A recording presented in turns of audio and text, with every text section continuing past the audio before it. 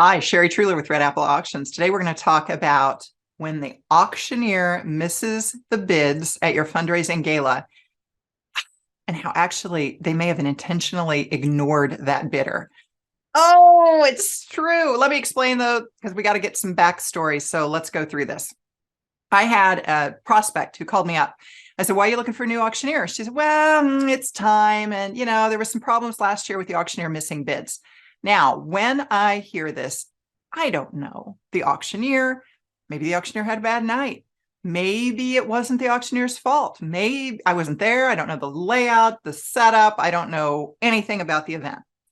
But what I hear in my head when they say that is, the auctioneer didn't miss the bids. The auctioneer was ignoring bidders who wanted to be recognized. That's what I think happened. So in order to understand what I'm talking about, I need to explain how auctioneers are trained, because we're actually told not to accept all the bids.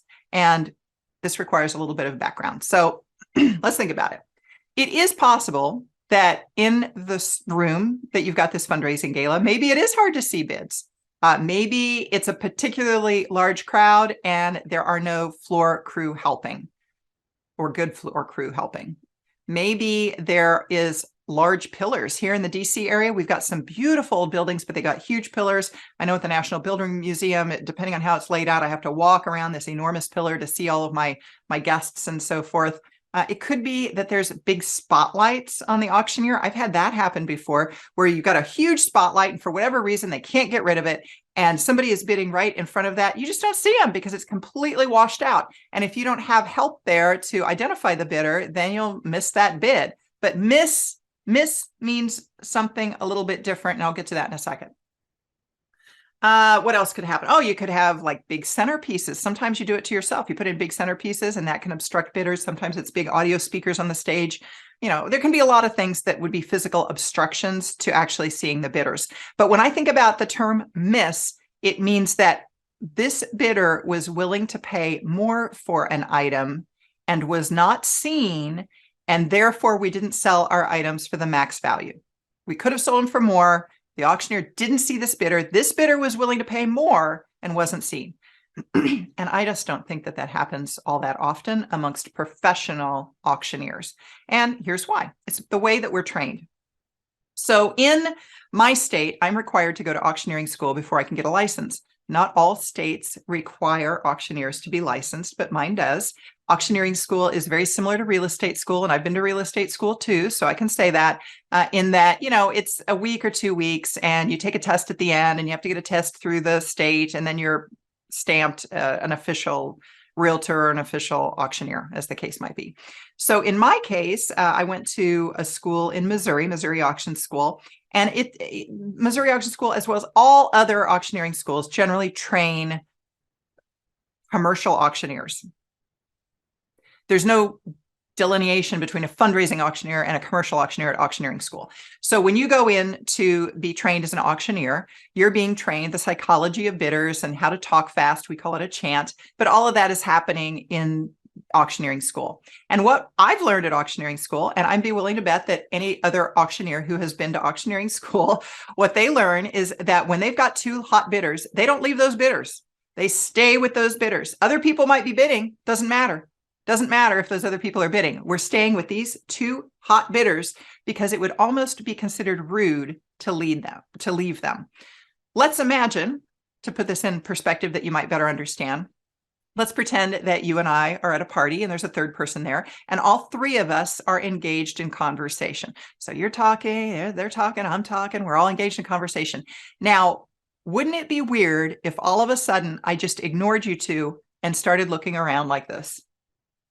You'd think I was a fruitcake. You'd be like, what's wrong with that girl? How rude. She's just like looking around.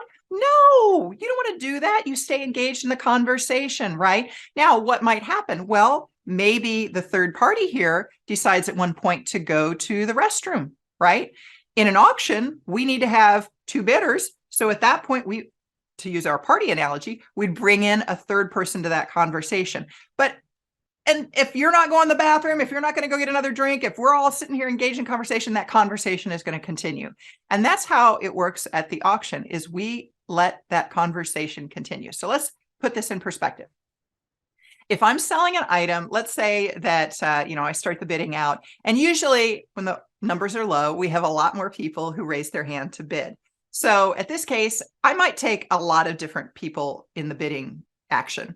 500, 750, 1,000, 1,250, 1,500, 1,750, 2.25. Now we start to get higher and we start to eliminate bidders because not everybody is going to be willing to pay 2,000 or more, right? So let's pretend I've got my two bidders, 2,000, 2.25, 25, 27.50, looking for three. Now, maybe this guy over here has his hand raised, but until one of my bidders over here decides to opt out, I'm not going to pay attention to him. 3.25, 35, right? His hand may have dropped at this point because he's not prepared to pay 35, right? Later, he might tell the organizer, the auctioneer never saw my bid. No. I mean, maybe I saw your bid, maybe I didn't. It doesn't matter because my goal is to get my client the highest sales price as I can on the items that they have. So from that standpoint, it doesn't matter. He wasn't willing to pay the 3,500. He's not willing to pay 3,500. The fact that he had his hand raised at the lower levels doesn't matter. I only care if he was willing to pay more than whatever I'm going to sell this for, and I didn't see him. And that rarely happens. The reason being, and I'll come back to this little conversation analogy here in a second, but the reason being is that let's say that I am working a room and I'm like, wow, I do have some pretty challenging setups here. Maybe I do have speakers blocking. I've got a spotlight. I've got big pillars in the room. I've got huge centerpieces. I've got all these obstructions. Well, if I'm working by myself, I don't have help. It's not a lot of people, but there's a lot of obstructions. In that case, I'm always slowing down my sale, my sold, when I actually say sold. So for instance, in my case, what I'm doing, and I don't think I'm alone in this, is right, I get up to my point where I'm like $3,000, going once, going twice, all in, all through, I'm scanning the room. Now, if I have missed somebody legitimately, or if someone throws their hand up at the last minute, which sometimes happens, usually as I'm going all in, all through, you'll start to hear this, whoa, coming up from the area of the ballroom where there's a bidder. So what happens? I look to them, right? I'm looking for that sound because the table is usually at that point going, like, because they hear I'm getting ready to say sold. And so they're drawing attention to it. So at those cases, woo, got you over here at $3,000. I'll go back to the person who was my high bidder. 27.50 would go to 32.50. Now maybe they are done, in which case I'll sell it over there. Did I miss the bidder? No, I didn't miss the bidder. We sold it to the high bidder. We made it happen what needed to happen.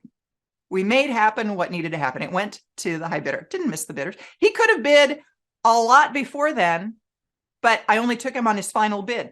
That's okay. We didn't miss the bidders. Now, so let's go back to this little analogy where we're going back and forth. So 1,000, 1,250, 1,500, 1,750, people are raising their hand. People are dropping their hands because we're getting too high. 2,000, 2.25, 25, 27.50, and 3. Would it go to $3,000? Now I'm looking for $3,000, right? And suddenly he pauses. This bidder pauses. I've been going back and forth with them. I'm in conversation with them. This bidder pauses, doesn't want to pay $3,000. How do I know this? Because he leans over to his spouse, he leans over to his partner, he leans forward to the table, right? There's body language that's taking place there. All of this is happening very quickly, but you can see it. 3,000, he's pausing. His hand is not going up. The bid number is staying down, right? He's trying to analyze. Should I do this again? It's a little higher than what I already wanted to pay, whatever the case might be. At that point, it's the equivalent in my analogy at the party where he's decided to go to the bathroom. Right? He's decided to go get another drink. He's stepping back for a moment. Okay, that's fine. But now I got to go find another conversation partner. We're looking for $3,000 right over here. We got $3,000. So 27.15, $3,000 over here would go to, and I go straight back to my other bidder because I'm polite. I'm going back to my other bidder, 32.50. Now the guy who was pausing at $3,000, maybe he is talking to his table, trying to get something going over there, right? 32.50, 35, 37.50. Now I know he's interested in it. He was interested in it. 37.50 over here. I might throw him a comment. You ready to jump back in, sir? You figured it out. Do you call your banker? You know, I'm going to say something to acknowledge that I know that he was interested in this item, to bring him back in. Hopefully he may not go back in, but I'm trying to invite him back into the conversation, right? 37.50. Maybe he'll jump back in. $4,000, 4.25. Right. So now I'm straight back here. I'm not going to leave my active bidders. Now, if this guy is like, no way, no hell, no how, I'm out, you know, okay, 4,000 over here, we'll go to 42.50. I'm back to my other two bidders again. But if one of them drops out, goes to the bathroom, goes and gets a drink, whatever you want to call it, at that point, I'm scanning the room. Oh, we got another one over here, 4.25 and 45 and 47.50. Right. I still got my eye on you. Ready to come back in? You know, I can converse with my bidders who were active and then dropped out, and sometimes they'll join back in. You ready to dance again? You're all dressed up. Let's dance. You know, I mean, all kinds of things that I can say. You know, maybe they'll come back in, maybe they won't. But that back and forth is what I'm going to do. And if other people have had their hands raised, until somebody drops out, I'm not going to go for them. I'm in conversation with my two bidders. So what will happen after the fact is, let's say that you've got a person over here and they wanted to be seen. And they were never seen. They were never acknowledged. The auctioneer never looked at them. They weren't prepared to pay more, but they were never, you know, they were never acknowledged. Okay, so that oftentimes is translated back to the gala chair or the development director or whoever plans the auction as, the auctioneer never saw my bid. The auctioneer didn't need to see your bid because you weren't one of the final few bidders. That's how it originally comes down. Now, what can you do to help the auctioneer if you've got somebody that likes to be seen, but maybe isn't going to be a high bidder? You can tell the auctioneer. You can say, hey, table 8, there's some people over there that want to be seen. So, you know, throw a little love their way. I love hearing that information. Then I know, right? I can throw extra love their way. I can either look at them more often. I can start the bidding with them. Table 8, whoa, starting us out right there. You know, okay, they got acknowledged at the very first bid. They got acknowledged. So if you do know that you've got some people like that, just tell your auctioneer, and that way your auctioneer can be prepared. And that way, even if they don't end up buying an item, they can feel the love from the auctioneer because I got them. We're acknowledging them. We're bringing them in. So a lot of psychology that goes on in these auctions, but hopefully that gives you a little bit of a better layout. I just don't think auctioneers generally miss bids. I mean, there can be instances where that happens, but in most cases with a professional auctioneer, it's going to be something else that's going on in that room. Again, like, we were trained to do one thing, so we're not going to bring in others and people get their feelings hurt, or any number of things that are just more along those lines of, we're making sure that your items are selling for the highest dollar value, but maybe people didn't like the way they got there because they didn't get to be seen in the process. Okay. One thing I want to share too, this has nothing to do with what I just talked about, but if you are shopping for auction software, it had been a few years since I pulled together a list of auction software. And so I had just recently redid that, and I posted a blog post a couple of weeks ago, or last week, I should say, and it has all of the updates in it. So it had been about 5 years. It was time to update it. It's still right around 40 different companies that provide auction software. So if you're a nonprofit looking to get better organized behind the scenes, auction software is the way to go. You've got lots of options there. I'll include a link to that blog post in the show notes. It's not a video. It's just a list of the auction software.